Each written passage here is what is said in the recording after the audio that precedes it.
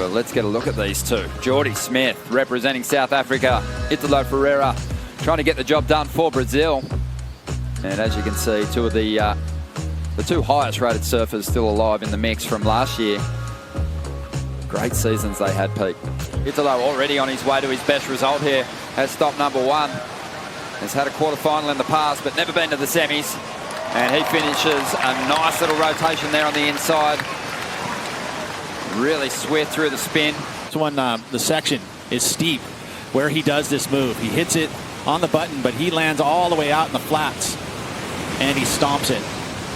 So ultimately, this was very difficult for him. You know, that was a section that called for it, and he showed it. And he got really well rewarded for that first air. 7.33. Jordy Smith. Oh, will he? Oh my! That is a bigger and better version of what Italo did. Yes. And Italo got a 7.33. Yeah, you have to reward this air just as much as you reward that one. You know, comparisons. Ultimately, on the forehand like that, again, the board all the way rotated completely around, stomped it on a bigger wave. Wow. In order to start winning events. Look at that. Jordy flared it out. Almost in a way, kind of flipped it. More than just a rotation. He had it corked out. Got the grab clean. Look at, he releases it right here. Oh, right before he lands. Keeping that board directly under his feet. And you have to release it in order to soften the land. Was Italo getting the jump on Jordy, 17.13. He's two-wave total. Jordy just behind him on 16.93. Jordy's up again here. Still waiting on scores to come through for his first air.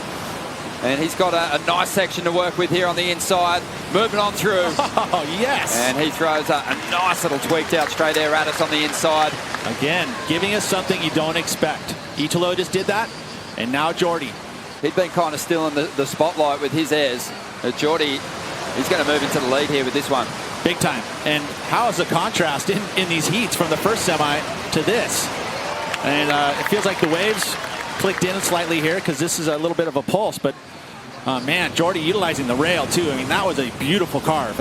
You know, seeing it live, that's solid. And then the big front side grab just planted and steezy. Here we go, Italo looking for answers. And he is going to ride out of this one. He's good at holding on to these. Yes, he is. And really timely, the seagull flying in the foreground too. It's turning into another air show here, Pete. And Italo, that should be one of his better rides. Let's see if it is better than his first one.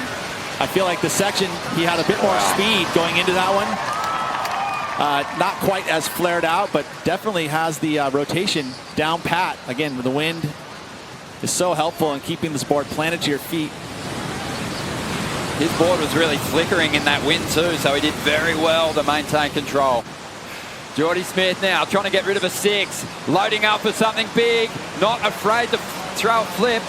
Oh. But on this occasion, you could just see the section wasn't ramping up quite enough during your breakdown, Pete. And I don't think it's going to factor in unless we see something major here. And nope, a fall. As we cut back to live action, Jordy Smith loading up. And a huge frontside air reverse attempt.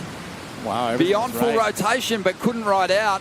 Yeah. Back to live action now. Semi-final number 2 underway. Just over 10 minutes to go. What? And Italo starting to free himself up. Love it. Throws the varial at us. Off a section, though. Very difficult to do. And it'll be interesting to see where the judges go with this, because that is a different technical aspect of surfing and really challenging.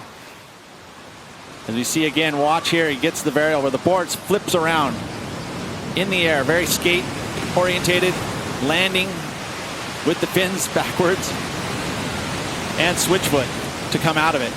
Shove it with the grab. Very technical. And I guess that is a really fun thing to compare, isn't it? Because everyone sort of has a different preference. If you get those swift rotations, you can certainly rack up the big points as well. Here goes Italo, getting a bit more height out of this one. And goes rotation. Well beyond full rotation. 5.5 minutes to go. Both these guys are really switched on at the moment. Just give them an opportunity and they're going to throw something super dynamic at you. Italo, he must be dizzy. Unbelievable. How was that wave? Just straight into the reverse. very little time to generate some speed for the end section, and he doesn't actually even need to build much momentum because he has such whip out of the lip. He's somehow still able to pop that board free without a lot of momentum. It's like he's taken that criteria and just read it to himself as a mantra all night long. Innovation, progression, combination of major moves. That is going to be what the judges are looking for today, and he is going to go out and execute it. He's done that right now, and does this better, the 7-3-3. I mean, that rotation there was pretty quick and fun. It wasn't a section that gave you a lot to offer, and he definitely got creative enough to make it worthwhile. And he has done well with what he's been given too. I mean, considering that 8-6-7 and that 6, that was great stuff there for 3 minutes in time. He punted a huge error and then did another error and got himself the backup score. He's eyeing something off on the outside here. He's going to let Italo have this one. And Italo just building confidence. And the strike rate is unbelievable for this guy. Almost rides out of that one. One of the most progressive surfers we've ever had on the championship tour, showing us everything on the backhand there, Pete. How's this final going to be? He's got more to give too. Yes, they both do. Italo Ferreira will take on Andino in the final, the Quiksilver Pro.